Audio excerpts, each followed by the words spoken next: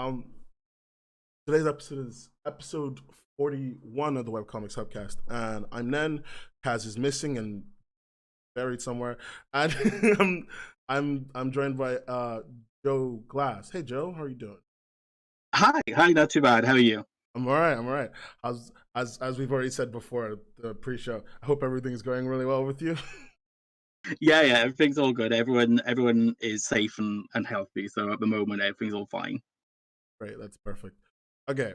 Uh, Currently, your project that I would say is like your recent thing, hmm Glitter Viper, right?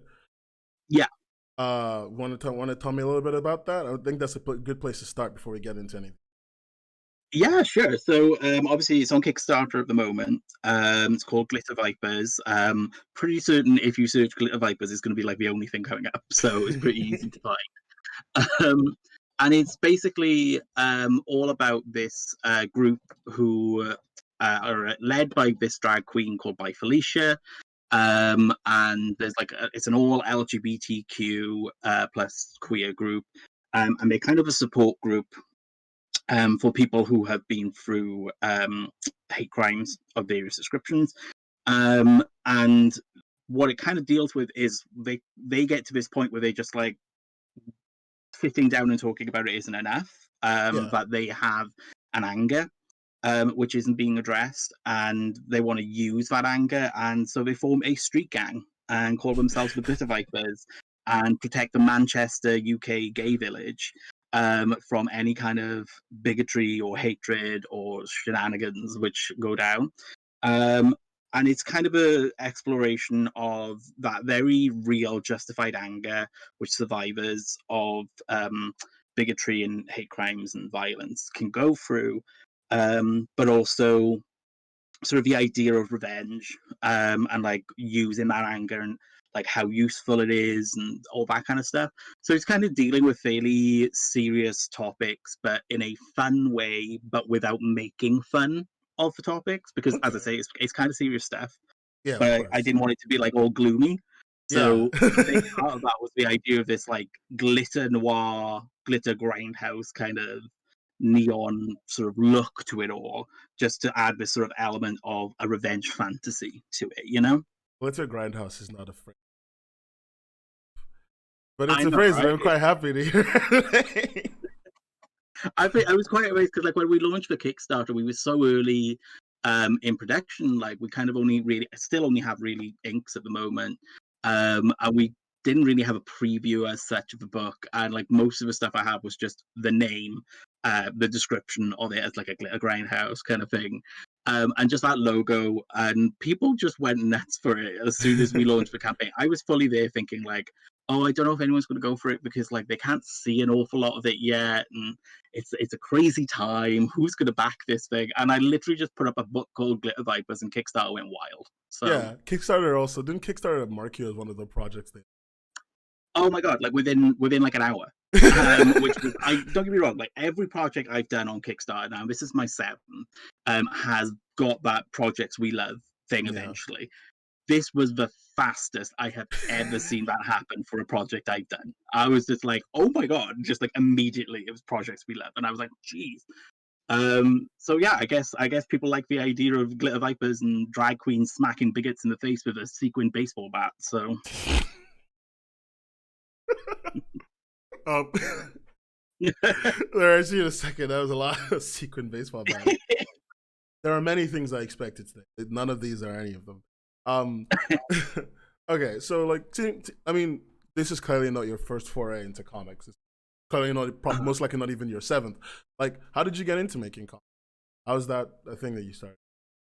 it was like comics I've always loved as a medium for like a very long time.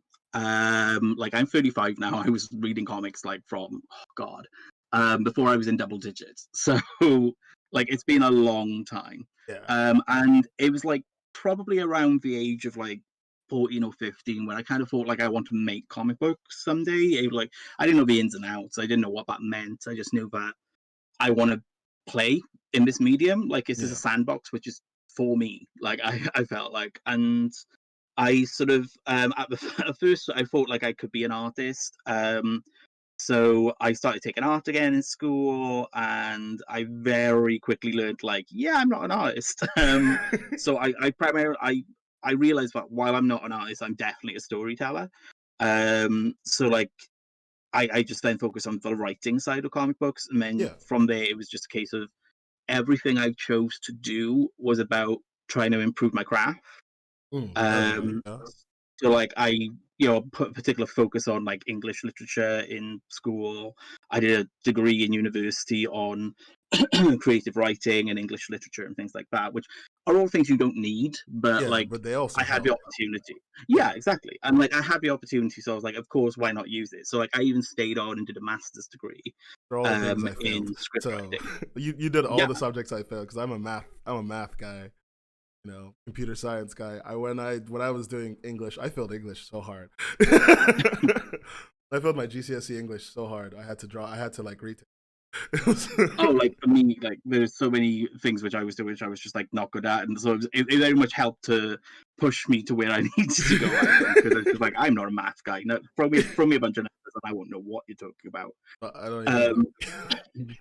Math is but so yeah, it weird. just kind of got to a point Yeah. where um, I was come out of uni. I had friends who all loved the same things, like comic books as well, and we just all kind of started pushing each other to just make comic books, and that's just kind of how it came. Like I just started making The Pride and another comic book called Stiffs at the time with my friends. Stiffs kind of petered out a little bit. It had a very dedicated fan base, but it was a very small fan base, so it wasn't something which could sustain itself. Okay. And then the Pride was like my thing, which I was doing, and with a bunch of really talented artists like Gavin Mitchell, etc. Yeah, And the Pride was it really just cool. blew up. Yeah. Oh, thank you. I really no. It's just because the only issue I had at first is I Mm. couldn't because I'm like late to it. I couldn't tell like where to start because when I looked on your site, Yeah. it's like I see Pride season 2 and Pride season 1. I'm like, okay, that's where I start, and then I see the Pride Adventures, and I'm like, which one am I looking at? But then the moment once I got I just got somewhere, so I went through it. I Yeah. started with something, and just worked my Yeah, way and through it. genuinely, I think that's how all of us get into comic books. Like the medium has existed for so long. Like it's very rare that someone starts with an issue 1 or something like that. Yeah, Like that you like my first comics were probably like the middle of Uncanny X-Men, and I'm just like, yeah, okay. Is that you get a little lost at first, but like if it's a good comic book, you love it enough that you're just like, man, whatever, I'll work it out. yeah. Some things will just Um, eventually make sense, and or you will never yeah, find out.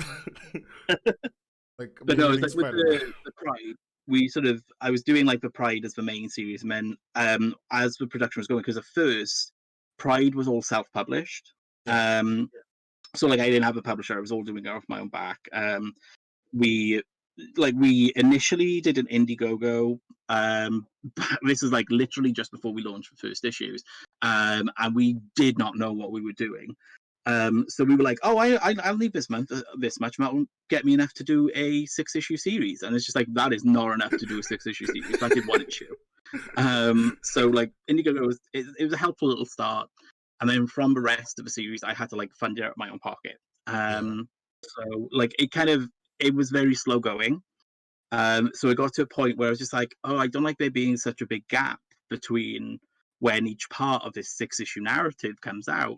I was like, you know what? I've got a little bit set aside. I can get people to do little short bits instead of like a full issue. I can get artists who can like commit to doing 4 to 6 pages. And that's how Pride Adventure started. It was an anthology of just short stories which I could collect into an issue at a time, which I could release then in between the main story arc, just so that when I was doing Comic Cons and stuff, I always had something new on my table. Um, just because, like, when you do Comic Cons, like, once you've been to like your first year's worth of Comic Cons or something, you start getting people coming back and like start going like, oh, so I bought this last time. What else do you have now? yeah. And just like comics take a long time to make, guys. Like sometimes you don't appreciate, but particularly when you're doing it off your own back, it's so hard when you got people like Marvel and DC out there who are releasing new books every month, and it's just like what you don't realize those books were probably written and drawn like 6 months ago. Yeah, Like on there, average. there is a lack, you know. I mean, yeah, thinking about it, considering the workflow. Okay, so like we're very much digital. A lot of people, I wouldn't common people. the workflow for them is like, it's not easier at all. It's just different, and because it's different, you tend to be able to put out a lot more because you're putting out not like whole issues, you're putting out like chapters, basically like a page. Okay, think out. Yeah. But like, I don't know, how does that work with comics? How is your workflow? How does that go? So once we got picked up by Comixology, basically it's a bit of a long story, but like when I was doing the Pride self-published, at some point, probably I think it was around the time when Pride issue 3 or Pride issue 4 was coming out.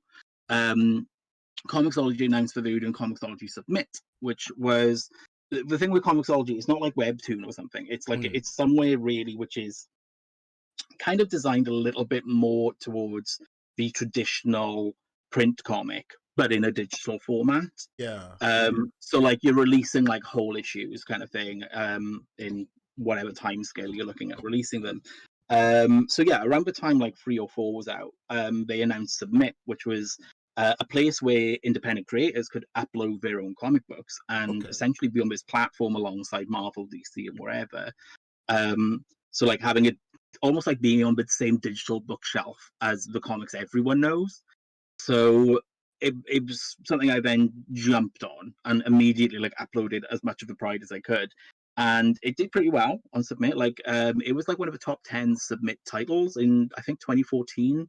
That's Yeah, it was wild. I really couldn't believe it. And the people at Comixology were really supportive, like of the Pride from the get-go. Like even when I was a self-publisher just uploading to Submit, they were like inviting me to be on panels when they found out if they found out I was coming out to New York for New York Comic Con, they'd be like, "Hey, we're doing a panel. Do you want to be on it?" So it was like it was quite surprising because you'd find yourself like I'm just this little guy from South Wales doing self-published books, but I'm on this panel in New York Comic Con with Jimmy Palmiotti. Like, what's going on? But it was kind of just discussing like their platforms and stuff. And it just got to a point after the Pride was done. I'd had a few successful Kickstarters doing a hardcover version and then a paperback version. And it got to that point where I was realizing that I can't keep on doing it by myself. Like, I can't afford to keep this kind of release schedule up. So I sort of approached Comixology when they announced that they were doing Comixology Originals and was just a bit like, well, you know, how does one get to be on Comixology Originals? And they were just like, you know, I at that point obviously knew them quite well. I was friendly with them, and it was just a case of just like, hey, well, you know, what have you got? And I suggested continuing the Pride with them, and that's how we went from there.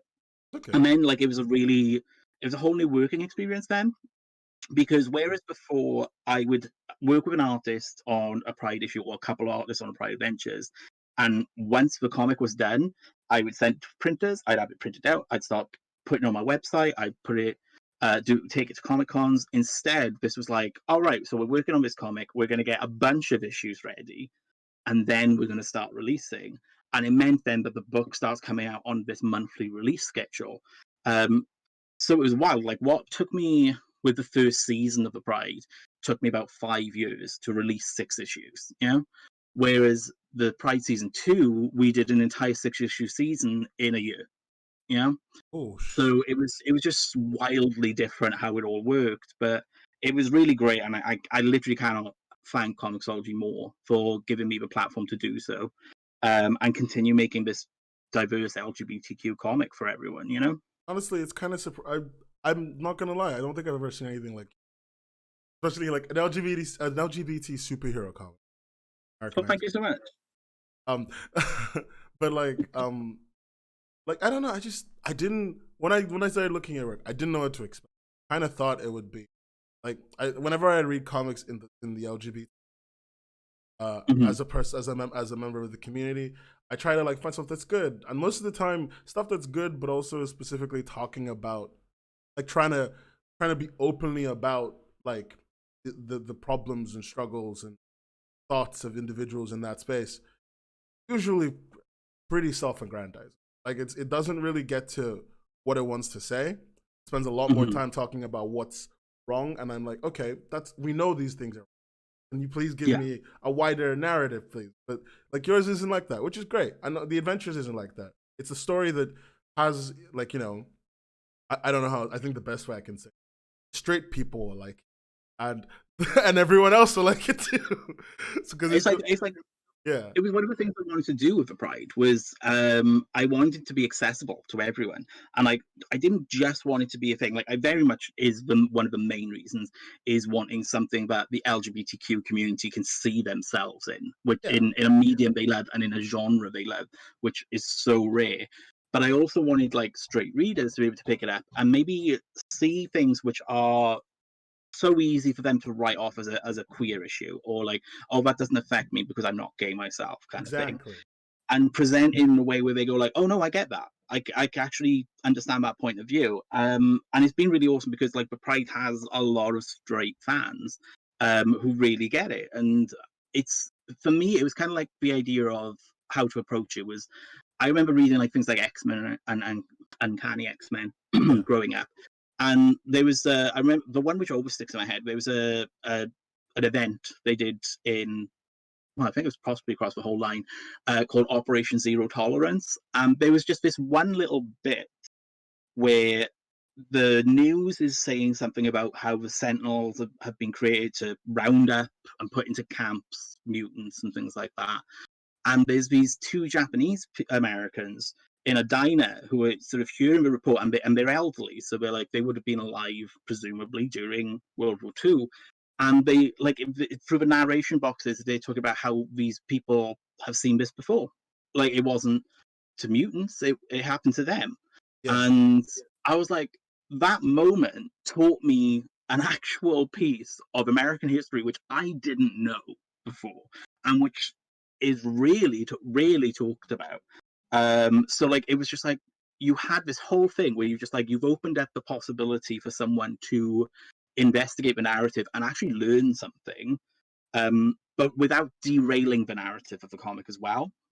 mm, And that was kind of the approach I wanted to take with the Pride. Like we would have characters talk about issues in the LGBTQ community and things like that, but without derailing the narrative. It would actually be like part of the narrative. yeah. Because there's Um, like a really thin line, isn't there, between like yeah, your voice and preaching. exactly.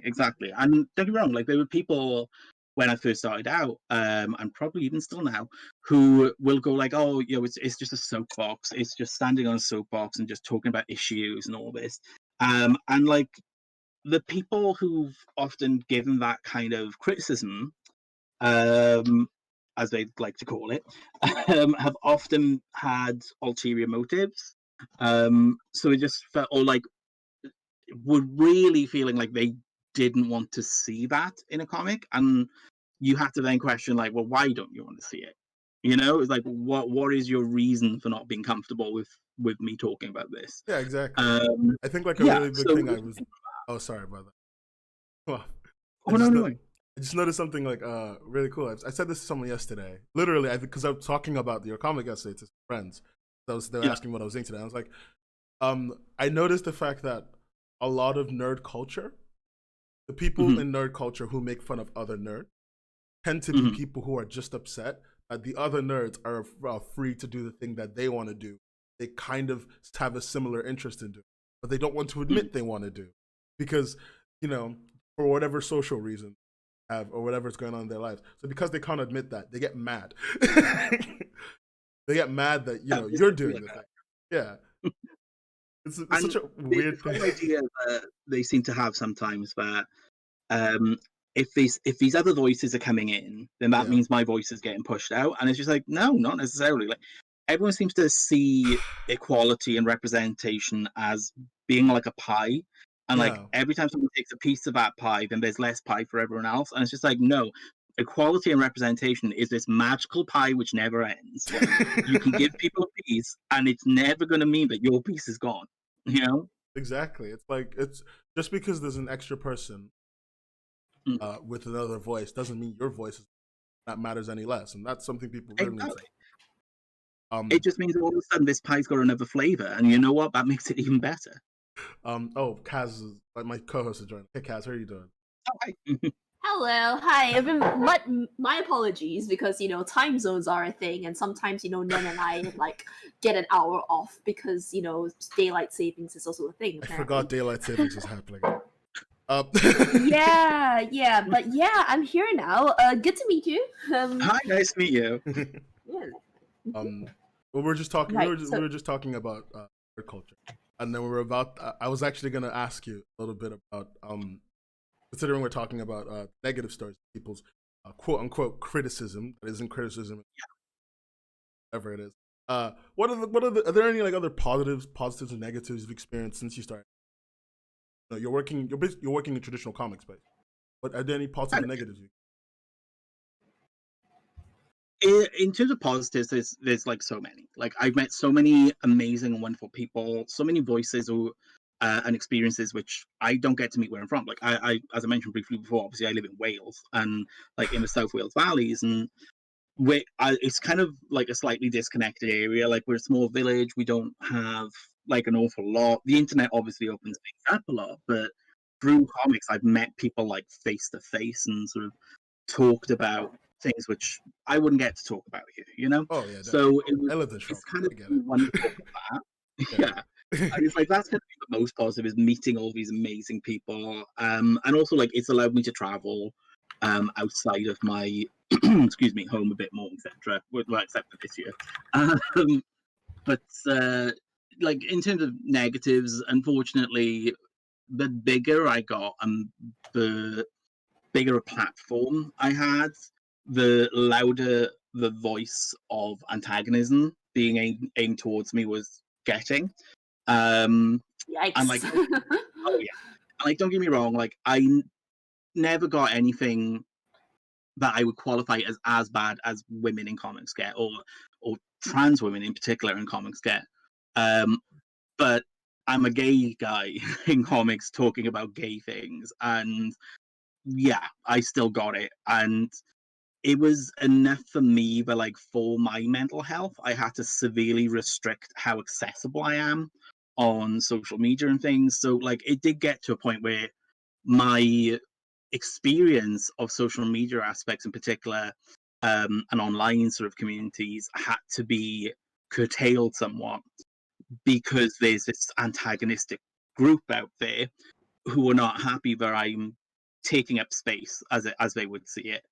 And as they like to say, I'm killing comics, and I'm like, oh wow, I'm apparently really powerful.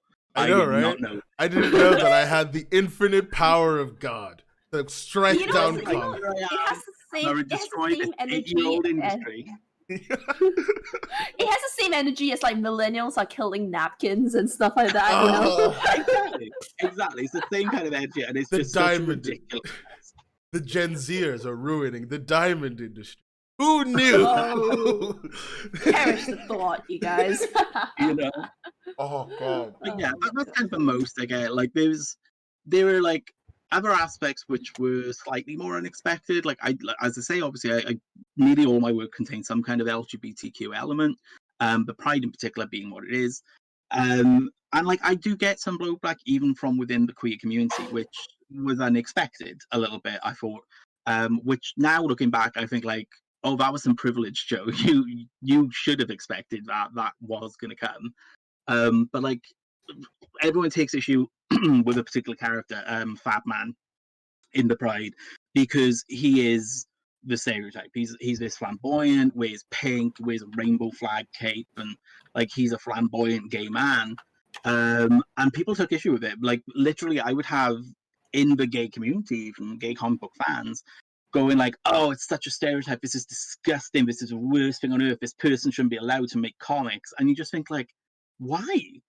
Like I'm a camp man. Like I got friends who are like as camp as Fat Man, if not more. Like the only difference is they don't fly.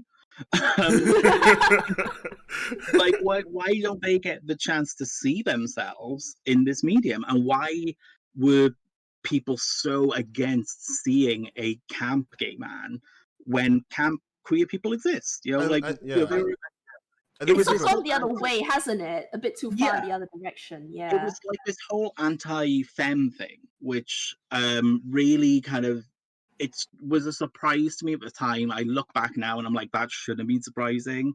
Like, there is very much in the queer community, or the gay male community in particular, like a very anti-femme aspect, I think like which it comes from like became something I want to speak out against in the series. So like we do kind of touch on it a bit more in season 2 of the Pride, for example. Yeah. Like, you know, with people sort of making these judgmental sort of ideas based on like, oh well, you like that kind of thing, like, you know.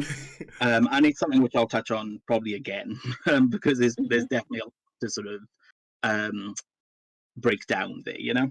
I think like stuff like that comes from like this is from like, so like I was watching a video a few years that talked about how in the 80s every movie wanted to be like a lot of movies wanted to be accepting of gay people. They made gay people magic, and then they would be like hyper femme, and they would be like literally know all the information in the world, and they would be the perfect individual but just not straight. And like I think that's like people's negative experience is like they're coming at you from the perspective of every time I've seen this, it's some weird. Are like, you a weirdo? Like, you know what I mean? And like that's where it does come from. Like for the longest time, particularly when the voices sort of in the medium were almost entirely straight. Yeah. When queer representation or gay male representation in particular happened, it was always this one thing. And like you look at like some of the earliest gay male characters in comics, and like you look at say the original version of Extraño in New Guardians, I want to say it's called. Yeah. And stuff like that, and like people sort of really balked at it because like it was so flamboyant, he looked like ridiculous and over the top. And so we're sort of the way the medium reacted to that was that like for ages not having any queer characters at all, and then when you did start seeing gay male characters again, they were like these still very hyper masculinized, very butch guys, and you just think like, okay, that's awesome too, because like that exists. You have like these really manly men who are gay, etc. But it would get to the point for me when I was a teenager growing up and reading comic books, because like I was reading them after North Star had come out, and I didn't realize there was a gay character in comic books. Like I was fully reading all these X-Men books, being like, there's not a single openly gay character, and North Star's flying around having like 6 years earlier literally gone for I am gay on panel, and I'm like, I didn't know that. You wouldn't be able to tell that from the characterization of gay characters when they turned up, because they were, and I hate this phrase, straight passing. And that kind of became like this acceptable way of showing the gay male community, was like to have, and like not just 2 straight readers, but also unfortunately 2 gay readers, because they had become so sick and tired of seeing this over the top camp stereotype, and that being the, and it wasn't just that it was the stereotype and that was the representation, it was also that character also was a joke. They were very much the comedy backer, you know? The comic relief. If you pardon the use of the word. It just got to a point where they kind of felt that I don't want to be the comic relief, I want to be the hero. And so part of the Pride was being like, yeah, well, let's be the hero, but at the same time, we can also be the hero and be authentically ourselves. And so as much as I get people sort of having this backlash to Fabman, they're ignoring the fact that there are about 4 or 5 gay main characters in the Pride, and all of them are different. Like there's he's super camp, and then you've got Twink, who's an ingenue, and he's kind of like campish but less camp, like, and then you've got Wolf, who's like super masculinized and very butch. I mean, like, you literally first meet him, he's downing whiskey. Like that was my sort of big way of saying visually, like, yeah, here's your straight passing gay man, like here's how you can have your really butch gay man. And we're like, we sort of run the gamut, and yet people always would pick out a picture of Fabman with his rainbow cape and be like, it's so camp, it's the negative stereotype, it's so bad. And you think like, that's literally one character of a 9 character on so why are you focusing on this one guy? Yeah, for real. They're just the way they are. But I mean, okay, at least it's nice to know that like there was some acceptance, although there's always this contingent of it's I never know what to expect from comic book fans. I'm one of the people who like has to. No, it's true. I'm one of the people who like on this occasion I follow those Twitter accounts that like show me what Ethan Van Sciver's been saying. I don't really want to follow him directly because it will hurt me as a human. But I like to see what he said. Yes, that guy. Yeah. I like to see what he said because sometimes it's funny. So I mean, I will admit in that. a bad way. Like, yeah, of course. Like stupidity is hilarious. It's like I say, like as much as I've talked about the negative things which happened, and I talk about them a lot because they are things which need to be addressed, and they're things which hopefully for us to be a better community as comic book readers, we should really consider these things. But they do not outweigh the positives I've had and the positive reaction I've had towards the Pride. Like literally, it's so weird. It's hard to. It's because you can describe a negative very well and very much in detail, but a positive is very much harder to describe beyond like people just really like it. People react well, exactly, and you just feel like that's great. The only the annoyance of our language and our ability to communicate is we put so much emphasis on being able to describe bad things than we do on the good things. And like the positives with the Pride and how people have reacted to my work has always been something which far outweighs the negative, but like I guess we don't talk about that much. So I would always want to be like, to anyone who's like wanting to make comics and they see that kind of negative side, like don't worry about it. Like do what you need to make your space comfortable for you, because obviously everyone's mental health is going to be different and what they can handle and what they can put up with. But like the end of the day, as much as you can see these things and they sound awful and some of them are really awful, there's so much good out there, and you will get all that too.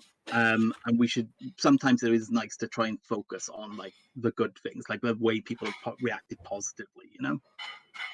I think that's great to hear, especially especially because, you know, like sometimes I kind of feel like the big names probably wouldn't be in a good position to address this sort of thing. So it's down to like other, like, you know, small time press indie creators and writers to, you know, push the envelope, as it were. Yeah. Okay, so next question, because Nen has graciously handed it over to me. So Pride first started out as, you know, in print, and then it's now been relaunched as digital comic, yeah? Yeah. So Pride Season 2, became a digital only. So for now, or digital first, but yeah. Yes, but the first one is still in print, yeah? It's it's a slightly complicated thing about where we signed the deal with Comixology Originals. I do still have some print copies of what is technically a collection of the Pride Season 1 and the first 5 issues. No, so first 4 issues, sorry, of Pride Adventures Season 1, and then I've still got them. Like I had hundreds of copies left, so like we had to include that, but I can keep selling them. So it is kind of in print, but it's a slightly different format than they are presented on Comixology. Gotcha. Yeah, so it's the old print run. Yeah, exactly. It's the original release, as it were. Yeah. Okay, so going on that, right? So how do you feel about webcomics as a medium, and you know, like how have the people in the industry that you've met or worked with, how do they feel about webcomics platforms like Webtoon or other places? Like that's what obviously like for me, like as you say, like for the sort of part of the medium of comics that I work in is the more traditional print comics, and then essentially those print comics and how they've been adapted to digital, etc. But they obviously aren't the same as a normal as what would be necessarily a normal web comic or things like Webtoon, as you say. I would say that the crowds that I sort of navigate, I guess, are all very interested in them. Like I'm personally interested in the idea of Webtoon. It's something I've only recently gotten into, Webtoon, which is so weird because like they have such a big presence at like New York Comic Con and San Diego Comic Con. Like, why am I only now reading some of these books?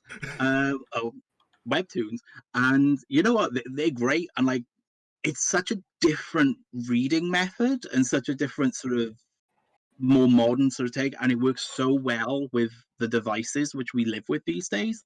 But it's fascinating to me, and it's like one of those things like I want to do one. I'm still not too sure how to do that. But it's one of those things I'm always sort of looking at, and it's definitely something which I think a lot of people in the more traditional sides of comics and print release and things are looking at.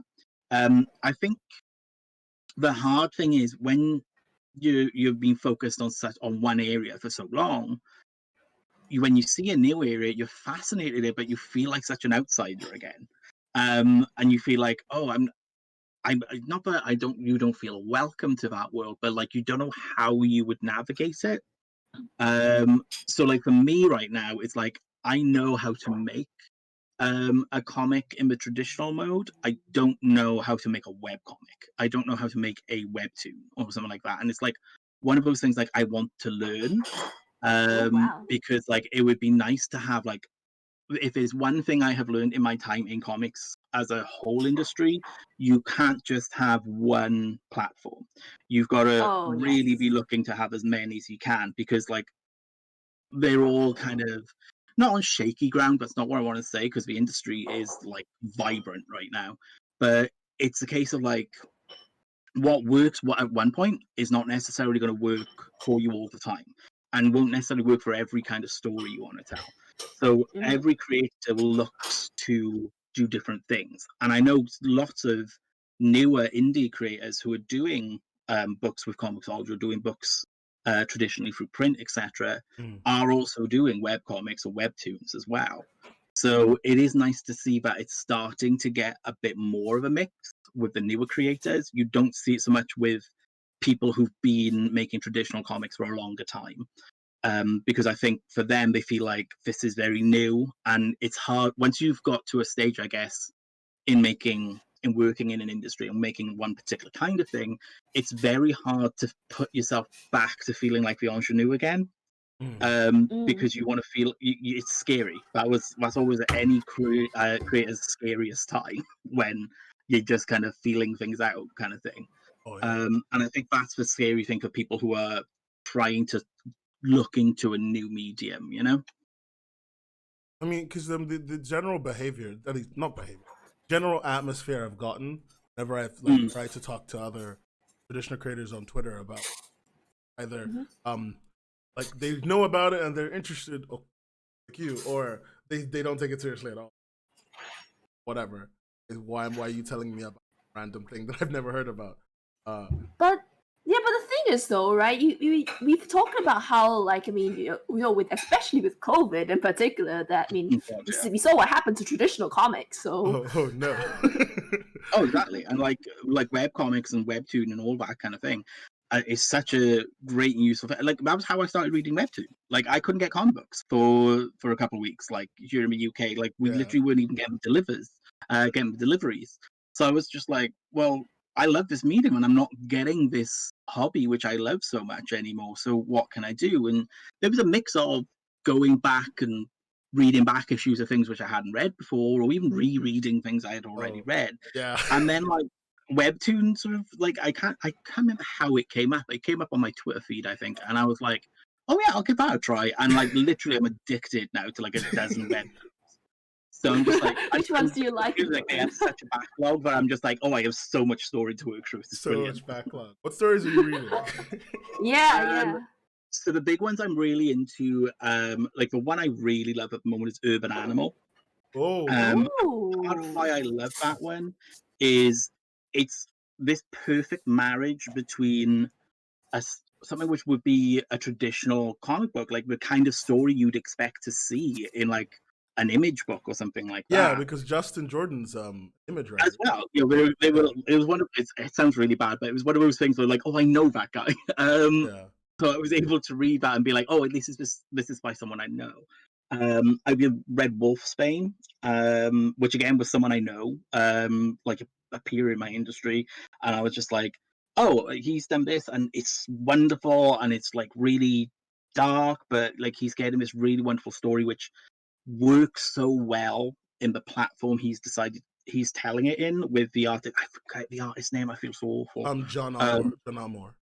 Yeah, and like the way it's like watercolor painted and like you have elements which sort of flow down into each section. I'm just like, it's so brilliant. It is. It really is. So like those are like two which were like my first two, and like Urban Animals I always come back to now because they just started a new season. And then there's like, I'm going to pull them back up now. I can list through them.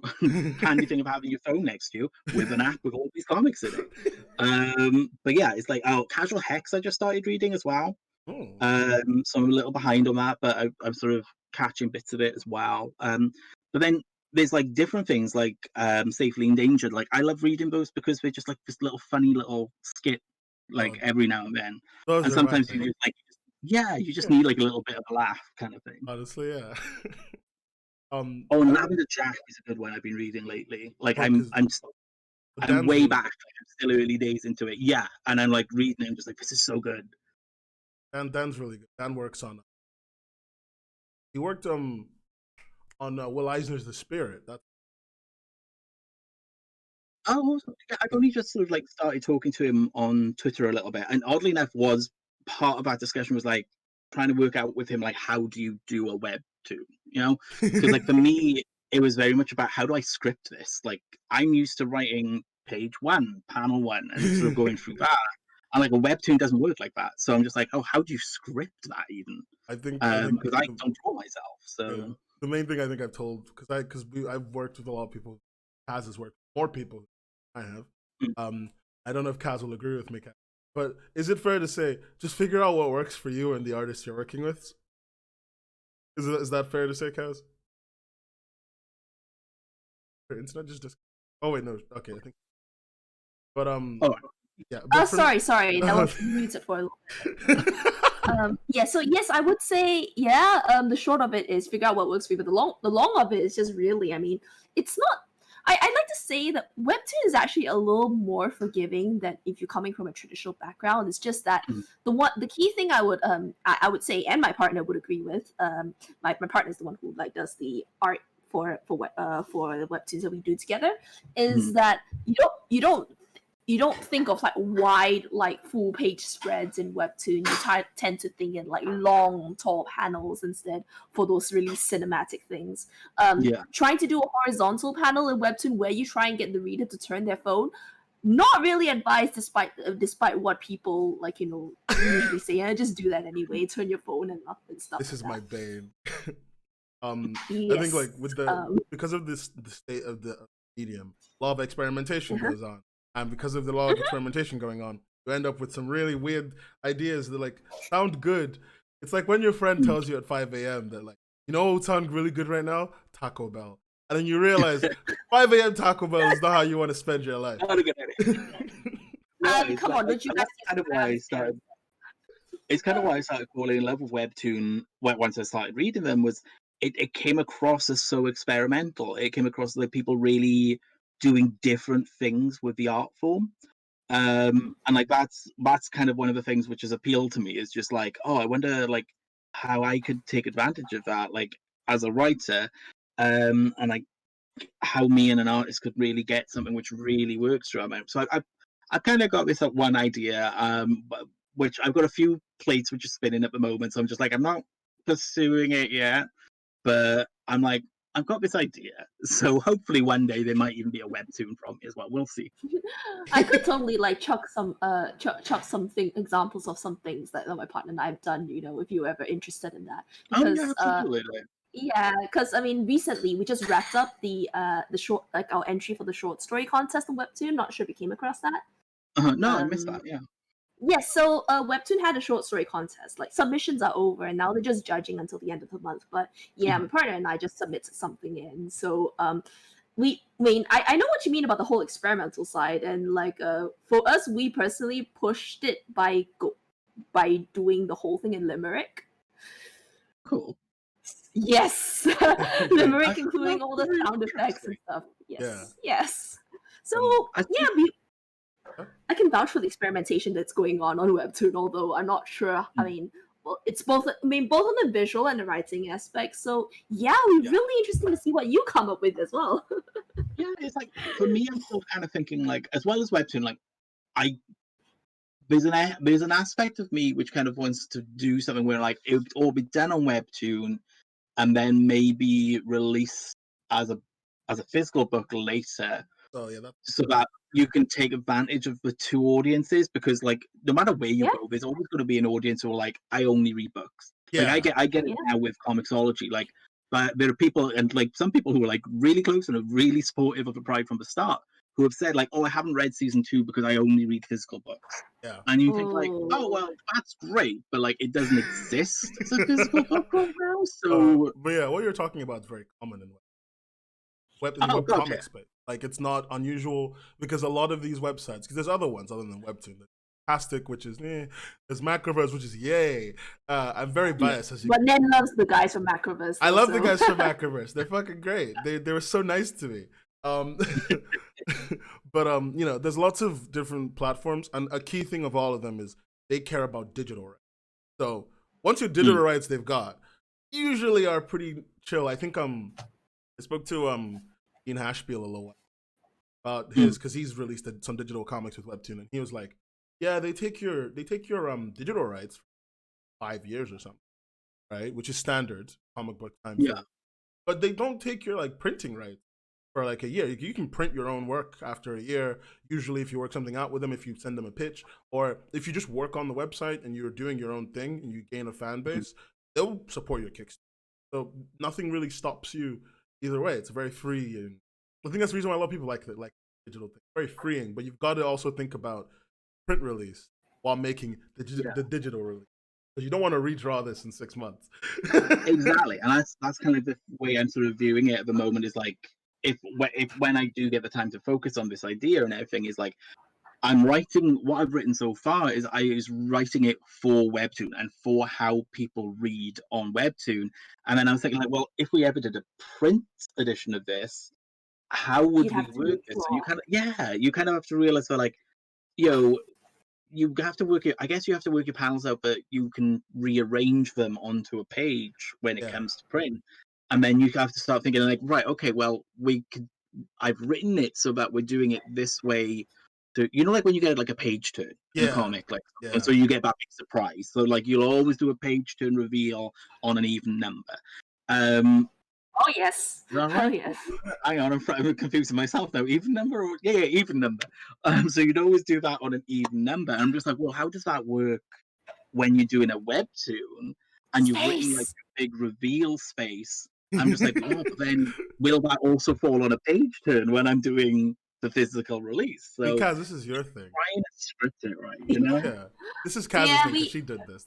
Yeah, we cheat. We add extra space to give time for the audience to like go, oh damn, on Webtoon. But yes, you would have to like make notes for yourself on like which, if you wanted to do dual medium release, that you would. But it's prudent to like make notes for yourself like where you'd have like issues like between both mediums, and like, hey, okay, for the Webtoon version, this is going to be this, but you have to make it on like this page for a page turn reveal. Stuff like that. And like me, I'm very much that funny millennial generation kind of thing where I didn't get a computer until I was about 14. But I was like we had computers in school, but I didn't get a home computer until like quite late into my teens. So like for me, I'm still very analog about things. So like sometimes like when I'm editing scripts and stuff, I don't work on my computer. I'll print it off so that I can edit it by hand and then put it back on a computer again. And I'm like, I'm still only now, like at 35, sort of starting to get to this point where I'm doing it all on a computer, because it's for so long it'd be like, no, I need like something in my hands. I'm like, why? Like I bought like a tablet a few years ago, and it's one of those things like it's a very useful tool. I very rarely use it. And I'm like, that's really bad. I also did this. I bought it. Yeah, but that's why I bought a very cheap tablet. I went all out. I did. I'd had a bit of saved money, and I was just like, "Oh, you know what? I'm going to get an iPad Pro." And I was just like, "Oh, great!" So this huge watch cash on this thing I barely used. Thankfully, like the last year or two, I've started like building up how I use it. Like for example, with the Pride season 2, when I was doing things like the lettering paths, I would edit that on tablet. So I would like go through the letters when Mike had sent me the letters, and like go through and use my tablet with the iPen pencil thing, and like underline where I think like, oh, actually we should maybe bold this, or like, oh, let's remove this bit, and like I then found that incredibly useful. Because instead of having to write like this huge email being like, oh, right, so page 3, panel 4, speech balloon 3, I think we should remove this word. It's just like, no, I can just send them a picture now and it's got a cross through the word I don't want to be there anymore kind of thing. So it's just, I started realizing that, you know, all this time I've been taking such an analog way of doing things, and there was a much easier way to do it all on a computer. And I'm still getting used to that, you know? It is. Remain teachable, as it were, you know. It's all right.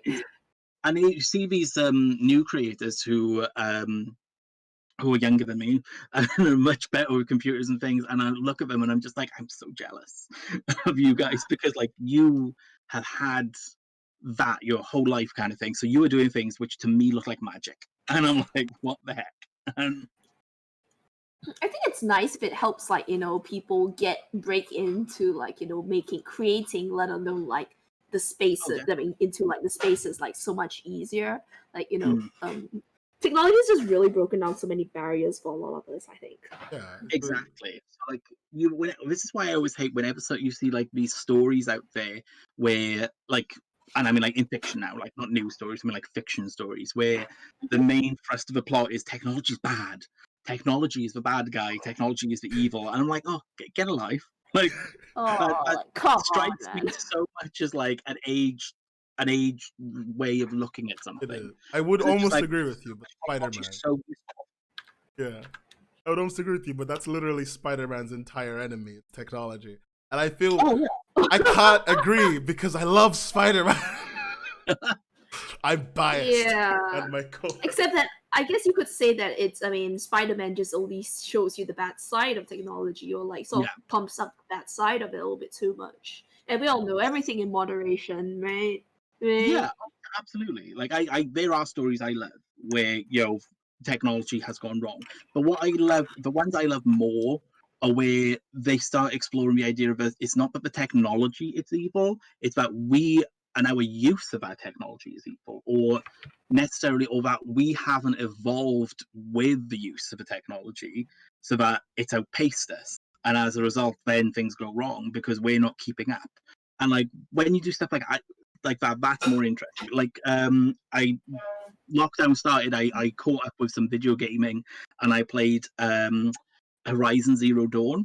I loved that game. I love that game so much. And don't get me wrong, like you're fighting robot dinosaurs and stuff. So you think like you initially think the main through line of the plot is that robots are evil, technology is evil, and it's not. It's the people behind the technology did stupid and evil things because of greed and because of a very human emotion. So it's just like, oh, that's such a brilliant way of telling that story. And likewise, it's kind of touches back to what we were saying earlier about how people start balking at stereotypes because they're overused, etc. And for me, that's where the whole technology is evil plotline has got to me. Like it's an overused stereotype, and I feel like I would love more stories where the AI is not inherently evil, or like you've got robots aren't going to uprise and kill the human race. You know, I would love to have a bit more diversity in that story, because like it's a very easy cop out to say that technology's hard, technology's evil, technology's wrong, and it's just like, no, there's more to it than that. And I'd love to have more stories which sort of really explored that aspect, you know? It's nice to know. It's nice to know nice to know that like people are thinking a lot more how to make their stories a little deep. Because look, I'm a big Spider-Man fan. I have made this clear multiple times. Spider-Man stories are the deepest stories in the world.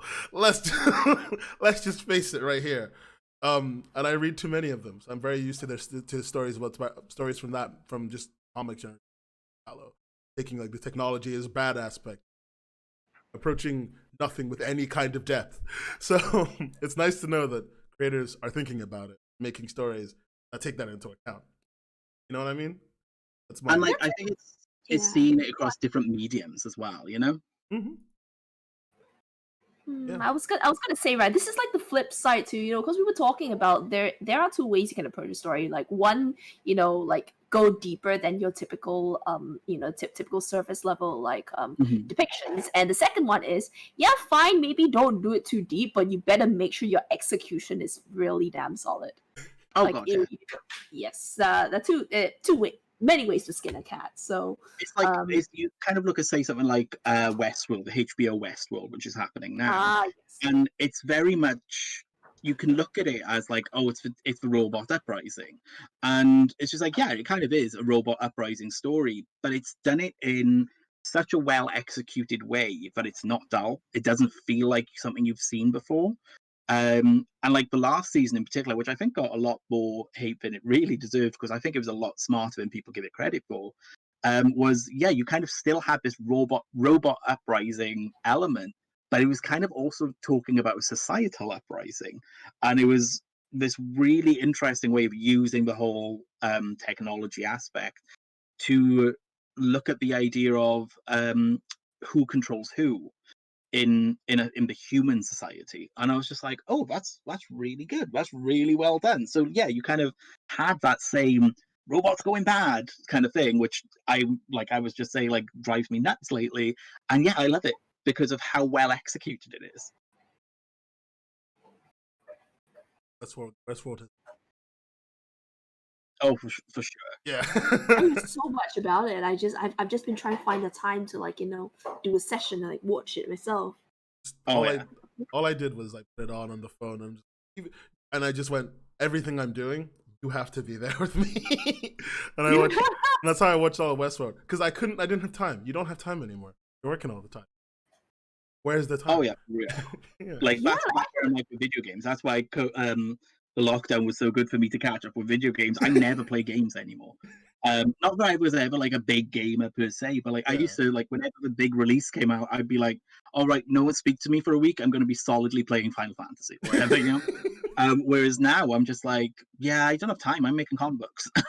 So. That was back. So that was back then, wasn't it? Before like the whole comic book grind thing, isn't it? Oh yeah. And then now it's like, oh, you know what? I've actually got time, so I was able to catch up on a lot. Like I was able to actually get like Final Fantasy VII Remake as soon as it came out and be like, yeah, okay, this is awesome. Still haven't. Don't make me feel bad. It's very good, and it's not for. Yeah. As you said, what'd you say? Yeah, what sorts of games do you go for usually? Like just any big releases in general, yeah, or like I'm very much a console gamer. So when I do play games, I'm very PlayStation. I will say that. And it will tend to be the big releases more than anything else. So like the last few games which I played, like say, have been Zero Dawn, Final Fantasy VII Remake, and the Spider-Man PS4 game. I don't tend to play an awful. Although I did play Streets of Rage 4, just because like I loved the Streets of Rage games when I was a little kid, and I was just like, the art design of this is fantastic.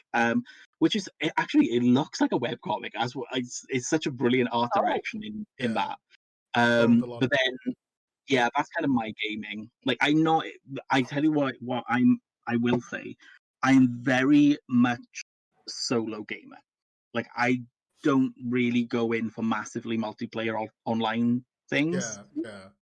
So like a lot of my friends would be like, "Oh, let's get online, let's get together, and we'll all play this game, or we'll all, not Fortnite because I'm too old for Fortnite." But like stuff like that, and I'm just like, "Oh no, that's not for me." So like whenever they're releasing a game and they go like, "Oh right, and it's now got this huge, massively multiplayer component which you have to do," I'm like, "Well, I'm up."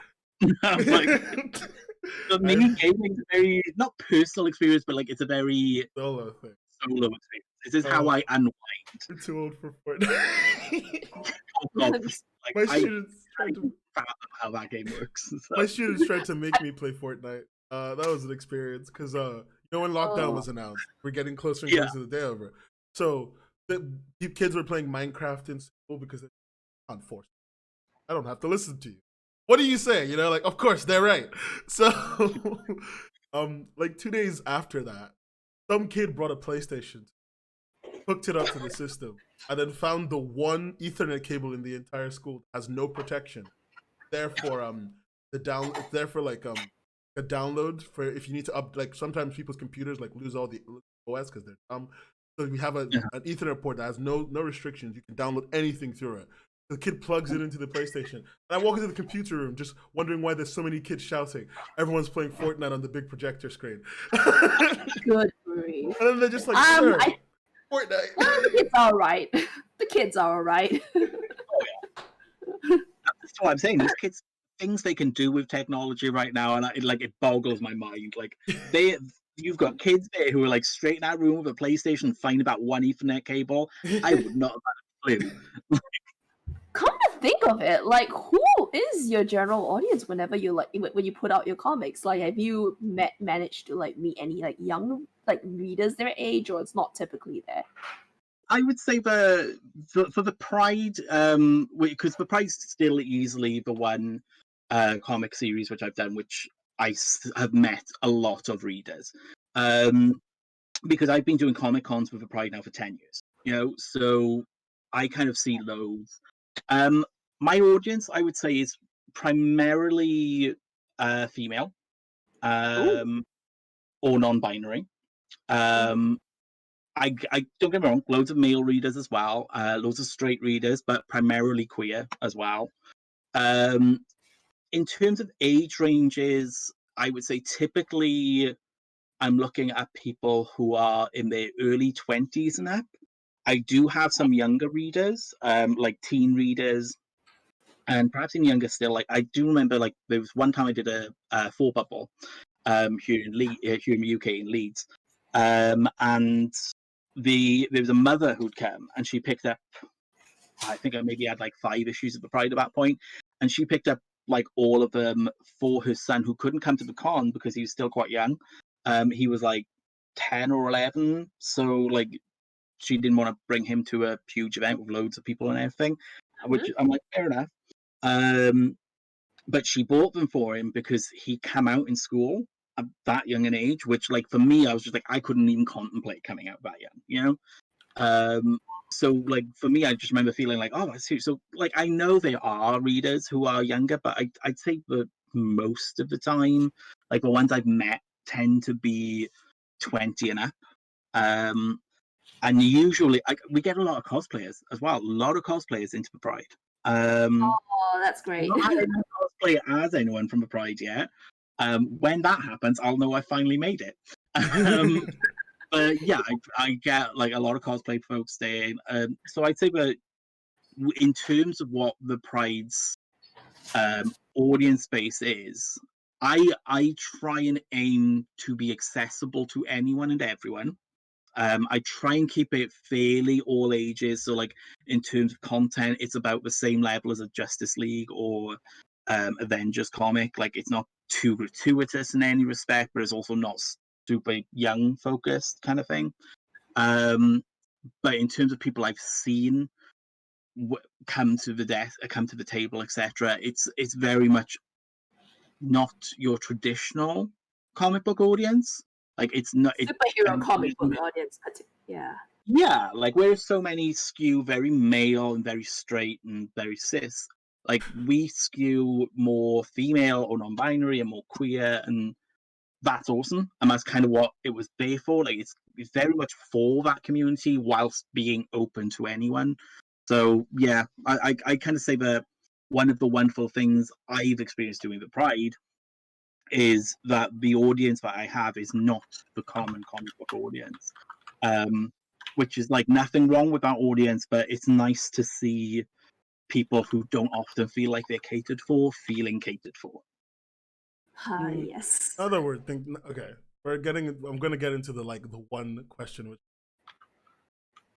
Okay, so it's nice that it's nice that it being catered for, and I'm obviously a fan of that. I think what I'm thinking about right now is just like the current state of the industry is the word questionable comes to mind. Um, And we're not just talking because of the pandemic, obviously. yeah, but it's just like, yeah, it's just, Ethan Van Sciver exists. And also other things like all the people whose names have been subsequently and appropriately dragged through the mud where they came from. Yeah. Like, how I from the when we're in a different industry, sort of. We're like in a subset. We work in our own space. We didn't experience this directly. We didn't know these people. We didn't like, most of us probably didn't even read what they made growing up. And like, Yeah. I guess the question that comes across is, how do you feel, and how do the people around you feel now that all this out, all this information is, that they're abusing their power. We know that people are specifically excluding their women, their people of color. Like, how has that affected your work? How's that affected the people around you? I wouldn't say it's affected my work as yet. Other than the sense of, like, in terms of like scripting, like, I'm not writing a story about the Me Too movement hitting comics or anything like that.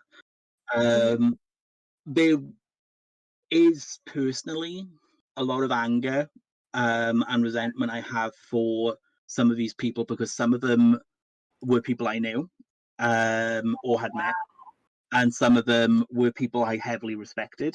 And like let's not beat around the bush. Like, one of the big names was Warren Ellis, and yes, I know how Nen about that. To me, like, Warren Ellis was my idol.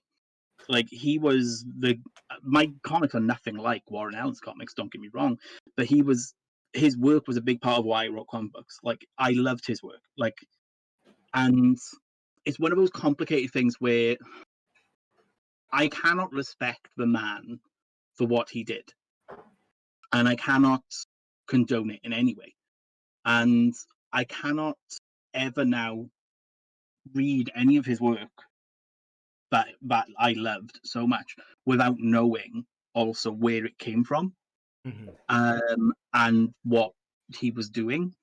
But I also can't deny that those things had a formative effect on me as a creator.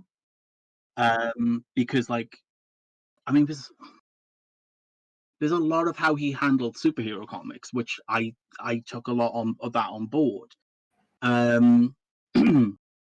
So he was a complicated one, because, and I feel bad a little bit for myself, because he used to run the forums back in the day, and I'd look back at like stuff which was happening on those forums, and I'd think like, that was a red flag, and I missed it, and because I wasn't looking for it, and because I was swept up in that cult of personality which he built around himself, and I hate that.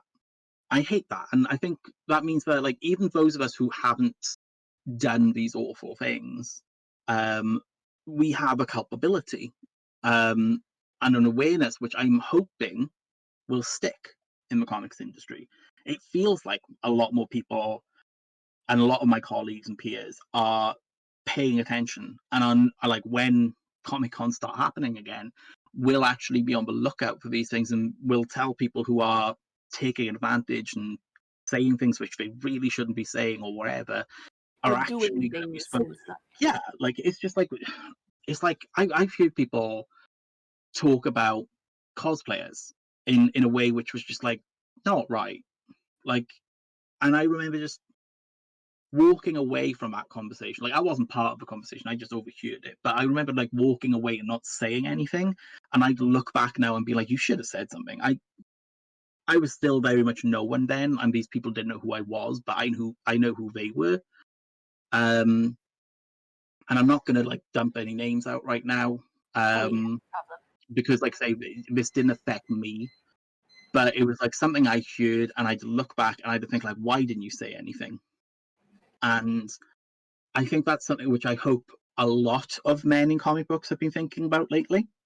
And when I say men in comics, I mean predominantly men. Like, there are probably also women who are at fault too, who have heard things and have let it slide and maybe should have spoke up. But when I don't want to be like not all men about anything, you know.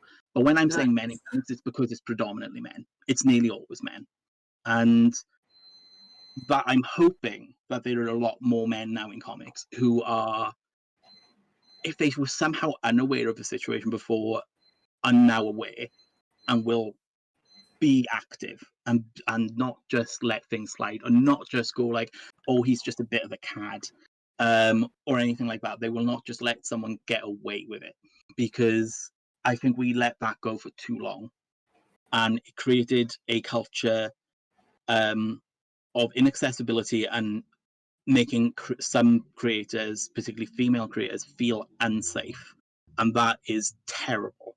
We should never, in this industry and in this community, be making anyone to feel unsafe. And like, that's why I'm anti-Comicsgate. That's why I've been anti-bullying in comics from those kind of people, and those people who are more or less neo-Nazis behind the blooming keyboards. And that should extend to the creators who we do otherwise idolize and put up on a pedestal. But when they are breaking the rules, when they are doing something wrong, we need to be able to actively turn around and be like, no, that's not acceptable, and you need to take a step back. So I hope that this isn't just something which, while we're all sat at home because of coronavirus, all talking about it, being like, oh, we're going to be a changed industry now, and then as soon as everything goes back to normal, everything's back to normal.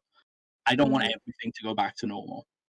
I want hopefully for the industry to have been changed by this moment, and to continue to change, because there is a lot of work to be done.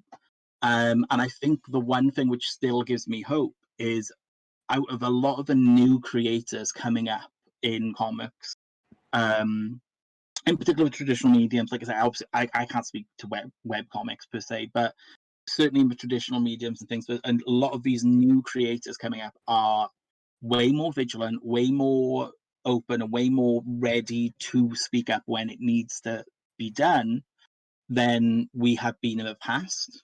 So if nothing else, I have a lot of hope that the industry will improve, and the industry will be better to the minorities and the people at most risk in our industry, because of the new people coming into it who would rather see the industry changed and not be what it has been.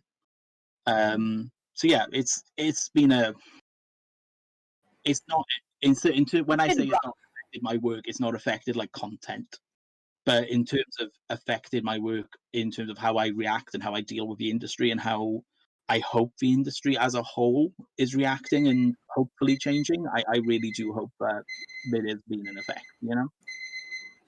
I've come across discourse, like, you know, in light of this, that talks about how you know, I mean, some people have highlighted things like, you know, at cons and stuff, like, I mean, we're talking about how people should be carrying themselves, and like, you know, sometimes people go to cons and kind of forget that they're there for work, and, you know, behave as if it's sort of like a holiday, or they think, or they say that, you know, you have to go to this, you know, after hours thing, you know, with booze and all that, because that's where the networking actually happens. And I mean, yeah, things like these, like with the conversations about that, they're saying that, you know, this sort of thing needs to change. I mean, I don't know like what your experience is with all these like quote unquote networking opportunities, but a lot about what I've been seeing is that some people said this doesn't seem okay.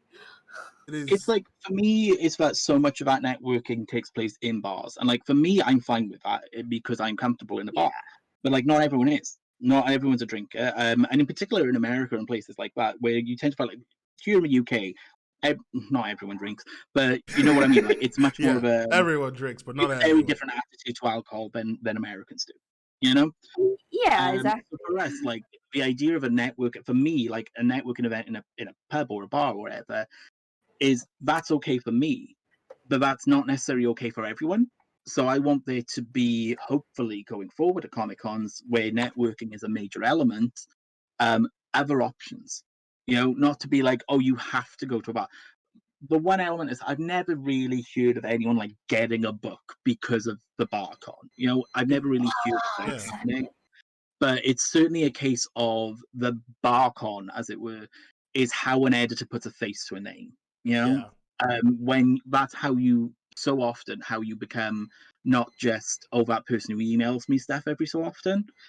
You suddenly become like, oh yeah, and I had a chat with him and he seemed like an okay dude or whatever. It's like that's when you start getting those aspects happening, and that shouldn't just be at bars. Like that should be at non-alcoholic opportunities, and even in the Comic Cons themselves. Like New York Comic Con does a really good one where they have like literal networking events in the convention. So you'll have like an hour where you can come here and you'll meet a few people, and writers can meet artists and stuff like that. So like that kind of thing is something I want to see more of at Comic Cons everywhere, because not everyone's okay with drinking, and not just in the case of you can go to a bar and not drink, but it's a comfort thing.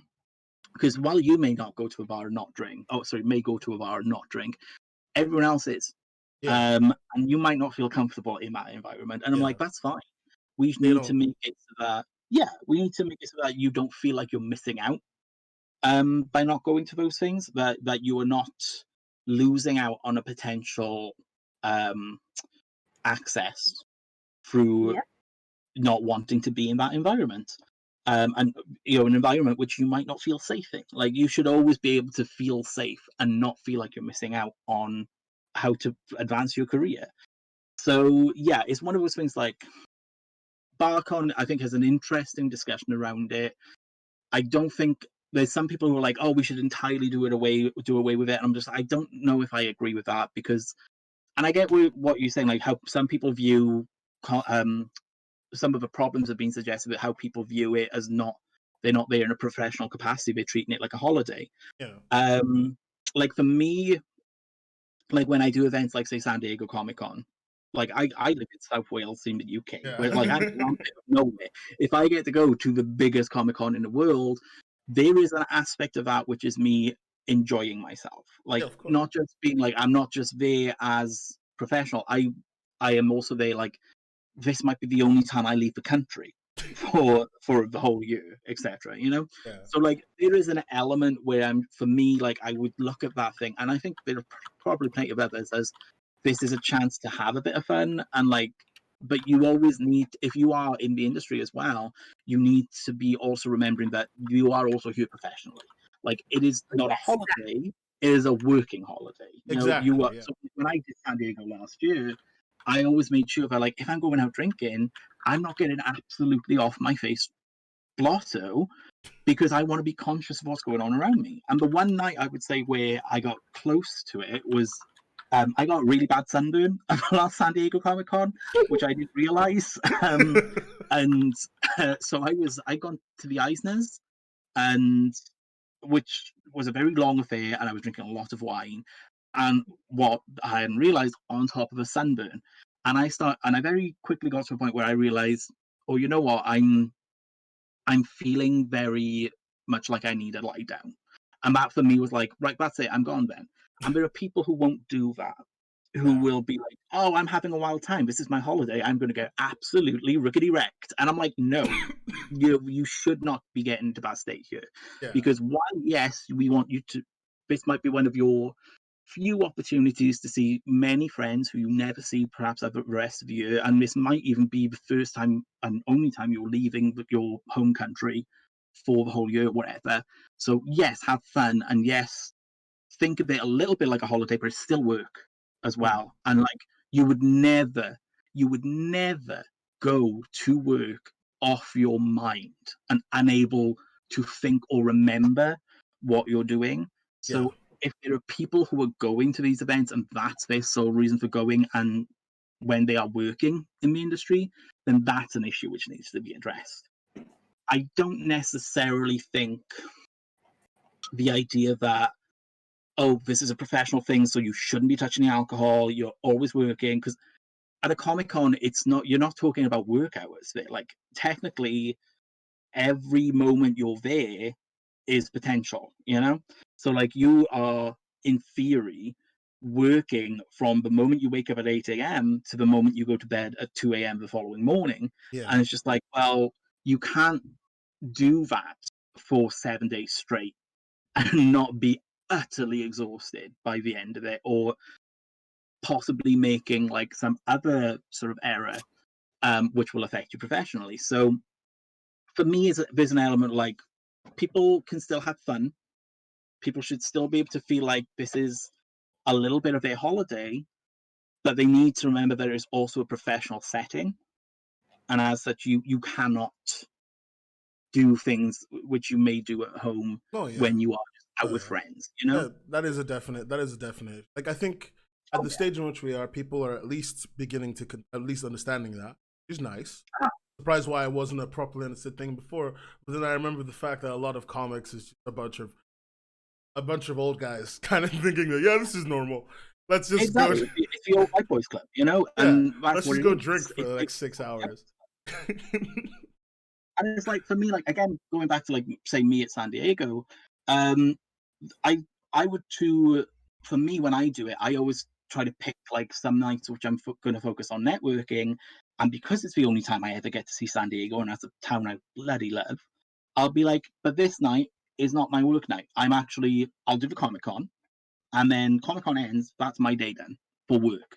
Like, I will then go out to Hillcrest and go see a drag show and probably get wrecked. And then when I come back to the bars of the BarCon, because I don't want to see anyone right now. Yeah. Because I'm not going to be confident in what I'm doing or what I'm saying, message someone. Because, like, or worse, if I've got really bad, I'm not going to feel like, oh, I don't know what, accidentally throw up on someone, you know? I'd be like, no, I'm having a good night out. I'm going to have my fun or whatever. I'm going to bed.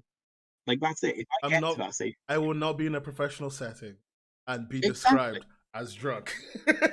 Exactly. I don't want that to be people's takeaway of me.